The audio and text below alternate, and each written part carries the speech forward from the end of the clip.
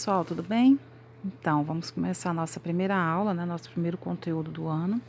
E eu trouxe aqui para vocês o conteúdo introdutório, né, sobre os conceitos históricos, que inclusive vocês tiveram aí na avaliação diagnóstica da semana passada, tá bom? Então, nós vamos começar discutindo alguns pontos importantes para que a gente possa, então, dar realmente início aos trabalhos de história. Ok? Primeira pergunta que vocês veem aí, que muitas vezes nós nos fazemos, é por que estudar história? Qual é o objetivo, né, para nós estudarmos história? De modo geral, gente, a história ela serve para nós compreendermos, nós refletirmos um pouco mais sobre o presente. Pode parecer algo bem simples, mas realmente é de extrema importância, tá? Para a história como um todo, esse estudo sobre as sequências, sobre o encadeamento dos fatos históricos, como é que vai acontecendo um fato histórico ao longo dos anos, né? Perceber que as questões econômicas, sociais e políticas, elas interferem em como a história se desenrola, em como os eventos históricos se desenrolam, tá certo? Além disso, a gente deve levar em consideração as visões de mundo de época, porque, por exemplo, os costumes de uma determinada década, de um determinado período da história da humanidade, devem ser considerados, né, sempre separadamente dos momentos atuais de estudo. Então, eu não posso querer julgar fatos ocorridos no passado com os mesmos critérios que eu julgaria os fatos ocorridos hoje, tá certo? Então, é uma coisa bem simples aqui para a gente entender. Eu não posso dizer que o modo como a família, né, a organização familiar, ela é feita hoje, dizendo que ela é melhor ou pior do que a anterior, do que de 10, 15, 20, 50 anos atrás. Tá? Naquele momento, né, vamos supor na década de 50, a família tradicional, né, o modelo familiar tradicional era uma família nuclear, baseada no pai, mãe, filhos, né? E hoje a gente sabe que esse modelo está diferente. Então, essas mudanças que são relacionadas à estrutura social das famílias, elas vão alterando ao longo dos anos, tá certo? Então, a gente tem que tomar cuidado para entender esses processos. Então, dessa forma, a gente pode dizer que a história, ela tem como principal ponto, né, de trabalho o ser humano, né? Compreender o ser humano, analisar as ações do ser humano enquanto indivíduo e enquanto coletividade, enquanto sociedade, tá? Entendendo que esse ser humano, ele não vive isolado de um mundo, né, que é bem maior do que ele, que ao mesmo tempo, e que ele faz parte, né, desse mundo. Os objetivos, portanto, da história, gente, são basicamente o quê? Vocês têm aqui, eu estou mostrando para vocês o livro de vocês, tá certo? Até para que vocês possam ter um acompanhamento do material, tá bom? Então, a gente vai observando aqui algumas questões importantes com relação ao uso das imagens, né? A gente vê aqui traços culturais de outras épocas, aqui uma foto da década de 60, outra de 68, tá? E aí, tanto faz como o Brasil, como o mundo, né? Europa, de um modo geral. Tá certo? Aqui embaixo a imagem sobre o Brasil, a queda do regime militar no Brasil. Mas, enfim, quais são os objetivos e os valores importantes, né, do estudo da história? É basicamente relacionar fatos e perceber as transformações do país, do grupo, da sociedade no qual nós vivemos e perceber que esses fatos, eles não são naturais, eles não são espontâneos, eles não surgiram do nada. Eles foram transformados, criados, né, a partir de desdobramentos, de fatores que foram surgindo ao longo do tempo e do espaço, ou seja, a partir das ações humanas dentro do tempo e do espaço diferenciado, tá bom? Um dos grandes nomes da história, o historiador Marc Bloch, que é um historiador francês, ele vai trazer para a gente a tradução, né, para a gente aqui do que seria história, a definição, melhor dizendo, do que seria história. E aí vocês têm nas duas últimas linhas dessa página, que é basicamente o quê?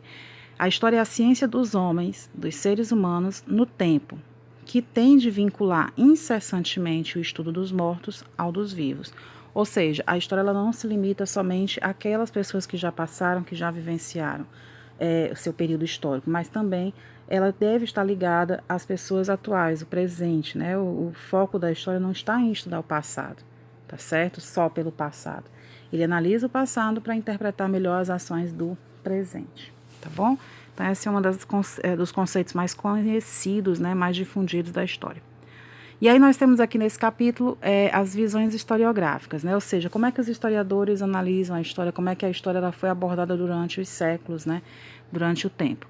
Então, de modo geral, tá, pessoal, vocês têm aí, vão ficar com o texto disponível para vocês lerem, né, aqui pelo vídeo, mas de modo geral a gente vai identificar dois grandes períodos, né, de como esse estudo era feito. Então, durante o século XIX, era muito importante para a história os grandes feitos das personalidades. Então, por exemplo, quem assinou a Lei Áurea, quem descobriu o Brasil. Então, foram grandes acontecimentos feitos por determinados indivíduos ou pequenos grupos de pessoas, né?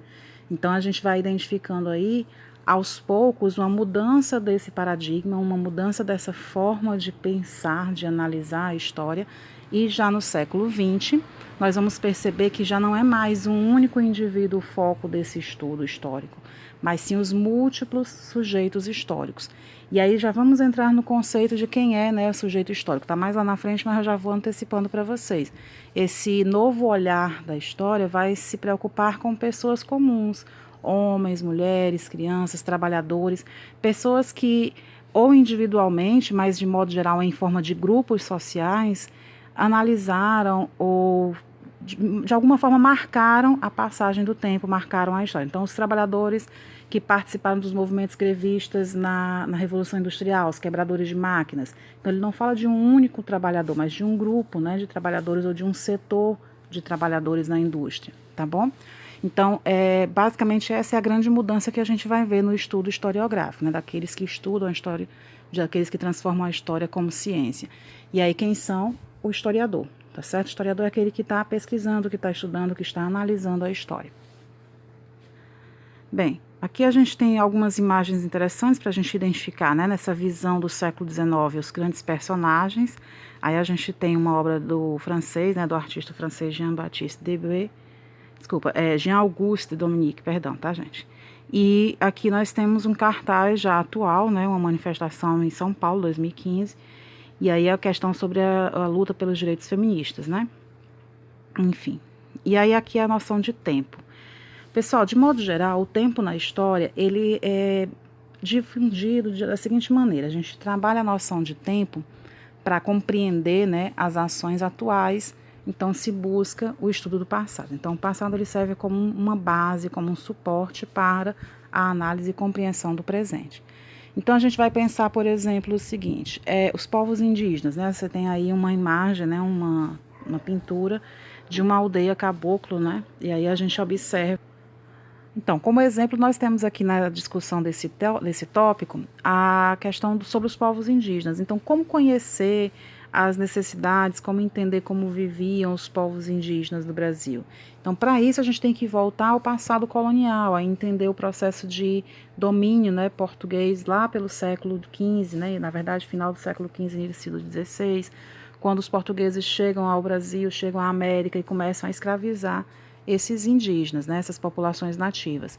Então, o passado colonial do Brasil, nesse caso, nos ajuda a entender as necessidades que nós temos hoje de uma política indigenista, uma política de proteção aos direitos indígenas, com a criação de demarcação de território indígena, né, de criar áreas de proteção à vida indígena. Mas para saber que áreas são essas, a gente precisa fazer um estudo histórico e antropológico dessas populações, onde elas viviam, as regiões do Brasil, onde cada grupo indígena se localizava, seja por questões linguísticas ou culturais, a gente começa a ter um trabalho mais diferenciado. Então, estudar o passado das populações indígenas nos ajuda a entender as necessidades que essas populações têm hoje, tá certo? Então, essa é a preocupação com a história, né, do passado e o presente das sociedades em que nós vivemos. Tá certo? Aqui novamente outra foto sobre uma aldeia indígena. E aqui a gente também deve levar em consideração, tá, pessoal, uma coisa importante, o conceito de cultura, tá? Nós não estamos falando aqui que uma cultura seja maior, melhor ou pior que a outra. Nós estamos falando de culturas diferentes e, portanto, elas devem ser analisadas com foco na característica de cada povo, tá? Ou seja, o que eu quero dizer é que nós não devemos considerar uma cultura indígena inferior à cultura, por exemplo, do homem dito homem branco, né? Por ser diferente, elas realmente não são nem melhores nem piores. Passando adiante, a gente tem aqui Na página seguinte, uma cronologia ainda sobre essa temática das políticas indigenistas, tá? Eu não vou focar aqui por enquanto nesse assunto, a gente vai voltar para ele depois. Nós vamos entrar aqui no conceito de processo histórico. Isso aqui, gente, é para nós entendermos o seguinte: a história ela não é um fato isolado. Ela tem um começo, um meio e fim, ou seja, tem um processo. Para eu entender, por exemplo, como se deu o fim da escravidão no Brasil, a escravidão do negro no Brasil. Eu não posso dizer que essa abolição da escravidão se deu assim que a Lei Áurea foi assinada. Eu não posso dizer que esse foi o único fato que levou à abolição da escravidão no Brasil. Eu tenho que entender que esse momento ele foi o resultado de um processo muito maior. Que processo é esse? Aí nós vamos ter, por exemplo, as lutas de resistência dos negros, tá certo? Nós vamos ter a luta de pessoas simpatizantes das ideias abolicionistas, pessoas essas que já tinham, né, sofrido influência dos ideais iluministas, lá na França, da própria Revolução Francesa. Aí nós vamos também observar a pressão de populações como a Inglaterra, que vão necessitar de mercado consumidor, que vão exigir o fim do tráfico negreiro. Nós vamos observar também que a manutenção de escravos no Brasil, em algumas regiões do Brasil, vão passar a ser, aliás, a manutenção vai passar a ser custosa, né? Eles vão ter muitos gastos. Por exemplo, aqui o Ceará foi o primeiro estado do Brasil, a primeira província, no caso, a libertar os seus escravos. Não porque o Brasil, melhor, não porque o Ceará fosse o estado, a província mais, digamos assim, bondosa, mas porque aqui a principal atividade econômica era a pecuária. E o escravo ele não era a mão de obra mais importante nesse processo de trabalho, né? O vaqueiro era essa figura central. E manter um escravo cuidando de um rebanho, por exemplo, você tinha que dar um cavalo para ele e aí você estaria propiciando, né, a fuga desses escravos. Então era muito custoso manter escravos no Ceará. O Ceará era o estado, a província que menos escravos tinha e, portanto, foi a primeira a libertá-los, tá? E aí especificamente na cidade de Redenção. Tá bom? Então, a gente entender que os fatos históricos, eles acontecem como resultado de um processo, como resultado de vários outros fatores que vão, no final, levar a esse momento final. No caso aqui, que a gente falou sobre a abolição da escravidão, tá certo? E aqui nós temos um facsímile, né, que representa, da carta, que representa, né, a abolição dessa escravidão, que é a Lei Áurea, tá bom?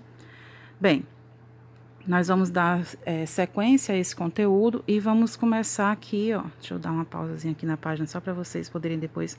Vocês dão uma pausa e vão assistir, aliás, vão ler, né, esses textos aí, tá bom, gente? É uma maneira de vocês terem acesso ao livro didático que eu acredito que vocês ainda não tenham em mãos, tá bom? Então, vamos lá para o item 5. Nós vamos ver como é que a história costuma marcar o tempo, tá bom? Primeiro, vamos identificar que o tempo foi criado pelo homem, é uma criação humana, ou seja, vai depender de povo para povo. Então, tem nações aqui no Brasil, por exemplo, nós comemoramos o Ano Novo na passagem do dia 31 de dezembro para o dia 1º de janeiro. Na China, por exemplo, eles ainda não estão no ano 2021, tá certo? Então, nós vamos ter grupos sociais diferenciados que vão tratar a ideia a noção de tempo de maneira diferente. Então, nós temos dois tipos de tempo assim que a história observa bem. O que ela se foca é o tempo cronológico, que é esse tempo que foi criado pelo ser humano. Mas também existe o tempo da natureza. E esse tempo da natureza é aquele tempo baseado nos ciclos, né, da própria natureza, que são basicamente as estações do ano, as fases da lua, tá certo? Então, isso aí é o que a gente chama de tempo da natureza. Já o tempo cronológico é o exemplo que a gente tem mais forte, assim, né, é o calendário gregoriano, que tem como marco inicial, por exemplo, o nascimento de Cristo. Esse calendário é marcado com base na volta que o Sol dá, né, em torno da Terra, que leva aí em torno de um ano e que, portanto, é chamado de cronológico, tá bom? Mas e o que é o tempo histórico? Então, o tempo histórico é exatamente o tempo em que um fato leva para se desenvolver, para se desenrolar. É o tempo gasto para que um determinado acontecimento, um determinado processo histórico aconteça. Então, esse tempo ele pode ser, né, contado com base na duração dele. Então, ele vai ser um tempo de longa duração, média duração, curta duração. Então, para a gente entender cada um deles. Esse tempo histórico, ele basicamente se divide assim. Um período de longa duração, por exemplo, é um período que leva em torno de séculos, tá certo? A gente não vai especificar 100 anos ou então 2 séculos, não. A gente vai levar em consideração sempre o tempo de duração de um evento. Então, por exemplo, nós vamos lidar com duas noções aqui específicas de tempo. O tempo de ruptura, tá? Que, por exemplo, a gente vai levar em consideração aqui a duração da colonização. Então, a colonização no Brasil durou de 1530 a 1822. E o tempo de permanência. Então, essa ideia, né, de tempo, ele vai levar em consideração as rupturas, aquilo que vai acabando e aquilo que vai continuando. E aí, quando a gente pensa nessa questão da colonização, a gente vai levar em consideração o quê? A colonização ela durou cerca de 300 anos, né? Então, 1530 a 1822, acabou em 22, mas muitas das características da escravidão continuaram mesmo depois de assinada a Lei Áurea. Então, a gente vai ter mudanças significativas? Nem tanto. Como assim, Michele? Como é que a gente não tem mudanças significativas? Ora, os escravos que foram libertos, eles ganharam trabalho? Eles ganharam moradia? Eles ganharam dignidade de vida? Não. Né? Então, continuou ainda uma sociedade extremamente discriminatória, em que o negro ele era visto como uma classe inferior, tá certo? Muitos deles acabaram subindo as favelas, construindo moradias nas chamadas regiões periféricas. E essa permanência, digamos assim, política, econômica e social, ela vai durar até os dias de hoje. Então, a gente vê muito da discriminação praticada contra os negros como uma sequência ou como uma consequência, né, dessas ações praticadas ainda com os negros no Brasil colonial, tá certo? E aí, voltando a falar da questão dos tempos, aliás, da questão da duração desses eventos, né, da duração dos fatos históricos, aqui no item 7. Bem, o período de curta duração, de modo geral, é um momento bem específico, bem preciso. É, por exemplo, o dia do nascimento de uma pessoa, é o dia de uma greve, por exemplo, o dia da assinatura da Lei Áurea, né? E aí você vai levar em consideração que é um período de tempo muito curto, né? Daí, curta duração. Já o período de média duração, a gente vai levar em consideração uma estrutura política, uma estrutura econômica. Exemplo, o período em que o Brasil viveu sobre a ditadura militar, né? O período em que o mundo viveu a Guerra Fria. Então, a gente vai levar em consideração, por exemplo, a ditadura militar, nós vamos levar aqui de 1964 até 1985. Então, é um tempo relativamente pequeno, né? Não é um curto ainda, como o fato da assinatura de uma lei, mas também não é um tempo tão grande assim. Então, não chega nem a um século. Já os períodos de longa duração são períodos de tempo mais extenso, né? Então, é um momento em que a gente vai observar comportamentos que já estão mais enraizados na sociedade. São as crenças ideológicas, são as crenças religiosas, que estão muito ligadas à questão da história cultural e da mentalidade. Ou seja, a ideia do cristianismo, a ideia de proibição do incesto. Então, o tempo de longa duração, ele é basicamente um período bem mais extenso, um período em que a gente observa a criação de várias, digamos assim, de vários costumes, de várias práticas sociais enraizadas nessa sociedade, tá bom? Então, aí nós temos essa ideia de tempo, tá? De modo geral, nós costumamos dividir o tempo na história de forma a facilitar o seu estudo da seguinte maneira, que é a ideia da periodização da história. Então, nós temos, deixa eu mostrar aqui esse gráfico para vocês. Deixa eu tentar diminuir aqui para vocês verem numa página só, ver se dá certo. Mais ou menos, né? Então, aqui vocês têm, por exemplo, alguns fatos importantes, né, da história do Brasil, de modo geral do Brasil, e também do mundo, né? Então, aqui vocês têm basicamente essa cronologia, com eventos de curta, média e longa duração, tá bom? É só dar uma analisadazinha nessa tabela. A gente tem aqui em verde, né, os acontecimentos de média duração, tá bom? Aí tem a Guerra Fria, a ditadura militar. Vocês vão analisando direitinho isso aí com base nessa legenda, tá certo? Em vermelho, os acontecimentos de longa duração, tá? E aí esse gráfico, ele tá vindo de 1500, tá, gente? Ó, lá em cima, até o ano 2020, tá certo? Então, e essas datas, elas são datas de eventos específicos, mas você tem que levar em consideração o período total que ela tá marcando. Desculpa. Passando aqui para a periodização. Então, nós temos uma forma de dividir a história para facilitar o estudo dela para vocês, né? Para nós, que estamos trabalhando diariamente com ela. Então, a história ela pode ser dividida da seguinte maneira, com base nos marcos históricos, naqueles eventos que fizeram, que marcaram a transição de um período para o outro. Então, a pré-história e a história, né, de modo geral, são esses dois períodos, pré-história e história. Mas a história em si, ela se divide em Idade Antiga, ou no caso aqui no livro de vocês aparece a Antiguidade, né? Idade Média, Moderna e a Idade Contemporânea. E aí qual é o marco, né, de passagem de cada uma delas? Da pré-história para a história, a invenção da escrita, no momento em que o homem aprendeu a escrever e a registrar os fatos que aconteciam com ele. A Antiguidade, ou Idade Antiga, vai desde esse momento da invenção da escrita até a queda do Império Romano, que é no ano 476. A Idade Média vai da queda do Império Romano até a queda de Constantinopla, que é em 1453. Não se preocupem com datas, tá? Eu estou citando por uma questão de vocês verem aí a passagem do tempo. A Idade Moderna vai da queda de Constantinopla até a Revolução Francesa, em 1789, e a Idade Contemporânea vai da Revolução Francesa até os dias atuais, tá certo? Então, aí são os marcos históricos da passagem de cada um desses períodos, tá bom? Mas vamos lembrar que é só uma forma de facilitar o estudo da história, dividir a história em partes. Por exemplo, vocês no primeiro ano vão estudar a pré-história, desde o surgimento do homem até a invenção da escrita, e nós vamos chegar aqui perto de começar a Idade Média. Então, a gente vai estudar aqueles povos da Antiguidade. Grécia, Roma, Egito, Mesopotâmia, Fenícios. Então, todo esse daí é o nosso objeto de estudo, tá bom? Como eu tinha falado para vocês lá no começo, a ideia de sujeito histórico, né, no século XX, ela vai mudar, e aí o sujeito histórico vai passar a ser todo e qualquer indivíduo que participa do processo histórico.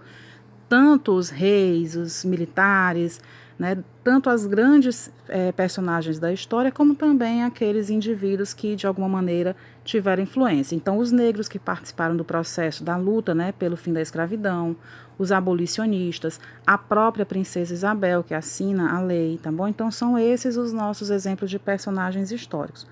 Mas como saber o que aconteceu no passado se nós não estávamos lá, né? Vocês sempre têm essa dúvida, e é óbvio que ela é importante. O trabalho do historiador ele é feito, gente, com base nas evidências, nas fontes que foram deixadas ao longo do tempo por indivíduos, pelas pessoas que nesse período viveram. Eu esqueci de voltar aqui ao tamanho maior da tela. Então, a gente observa que as evidências, né, as fontes históricas, elas servem para nos dar testemunho do que aconteceu. Então, seja um objeto pré-histórico encontrado numa caverna, num sítio arqueológico, seja um documento escrito oficial. Mas também os poemas podem ser exemplos de fontes históricas, um jornal pode ser exemplo de uma fonte histórica, tá? Podem ser exemplos também os depoimentos de pessoas que viveram esse período, que participaram desse processo, né, de alguma forma. Então, o sujeito histórico é todo e qualquer indivíduo que participou daquele processo, que viveu aquele processo, e fonte histórica são todas as evidências que nos relatam como aquele determinado acontecimento se deu, tá bom? Podem ser fontes materiais ou então fontes imateriais. Os materiais, né, a gente sabe aqueles materiais que são palpáveis, que a gente pode tocar, que são reais. E os imateriais, aqueles que a gente observa mais nos costumes, nas práticas, tá bom? Tá bom. E nesse caso aí as fontes orais também se encaixam. Ok, gente? Então, assim, esse daqui é o nosso principal objeto de trabalho, ok? Aí nós temos aqui, desculpa por ler, né? O que dizem os fatos, né? De que maneira o fato histórico ele vai sendo interpretado, e aí é um trabalho do historiador. Então, é interpretar que a Lei Áurea, ao ser assinada, ela não foi um ato de bondade de um governante, mas sim uma demanda da própria sociedade. Manter a escravidão era cara, as lutas contra a escravidão já estavam acontecendo, então não vou me repetir muito aqui. Conceitos importantes para a história, né? São os conceitos de história, memória e cidadania. Aí a gente vai lembrar novamente a ideia de fonte oral, que é o exemplo de uma testemunha, de alguém que viveu um determinado período e que pode narrar. Agora, a fonte histórica oral, ela não é uma fonte totalmente 100%, como é que eu posso dizer, confiável, porque a memória ela é falha, né? Então, muitas vezes, aquilo que uma pessoa consegue lembrar de um determinado acontecimento não é o mesmo que outra lembra, ou aquilo que a pessoa entendeu daquele fato pode não ser o que realmente aconteceu ou o que uma outra pessoa narraria, tá bom? E a cidadania, o direito, né, de todo mundo de participar dessa sociedade em igualdade de condições, tá bom, gente? Então, o conhecimento histórico, terminando aqui, o conhecimento histórico ele é necessário em muitas práticas sociais que nós vamos vivenciar, seja o direito de voto das mulheres, seja a liberdade dos negros, seja o direito de um jovem, né, de 18 anos, de participar das eleições. Então, isso daí, conhecer o nosso passado, entender o nosso passado, nos ajuda a vivenciar melhor o nosso presente. Meus amores, como essa aula é uma aula corrida, né, por conta da gente ter que encaixar em 20 minutos um capítulo inteiro, eu peço que vocês tentem dar uma lida nesse material, tá bom? Eu vou deixar disponível para vocês uma nota de aula com uma parte mais importante desse conteúdo, mas é importante também que vocês tentem reler o livro, tá bom? Ele está aqui todo disponível nesse vídeo, espero que vocês tenham entendido a matéria. Qualquer coisa, deixem as dúvidas e os comentários de vocês no site, tá bom? Fiquem todos bem e até a nossa próxima aula. E lembrando, nós temos um formulário, tá? Uma atividadezinha para vocês responderem com base nesse assunto. Até mais, próxima aula a gente se fala. Tchau!